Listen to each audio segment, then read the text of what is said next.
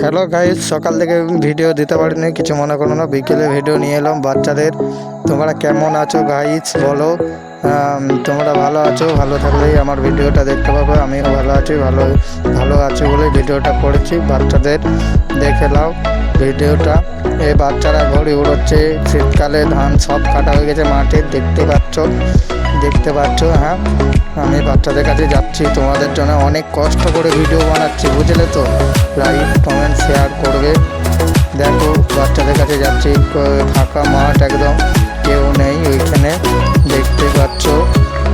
এই যাচ্ছি মাঠের মাছ দিয়ে একটা ছোটো রাস্তা দিয়ে যাচ্ছি, বাচ্চারা বসে আছে সেইখানে। ওই দেখো যাচ্ছি, আমাদের পাড়াটা দেখাচ্ছি দূর থেকে, কিন্তু জমা আসছে না অতটা, তাও দেখাচ্ছি। দেখো বাচ্চাদের কাছে চলে এসেছে। ভিডিওটা দেখে পুরো মজা নিয়ে নাও, দিয়ে পুরো লাইক কমেন্ট শেয়ার করে দেবে, বুঝলে বন্ধুরা।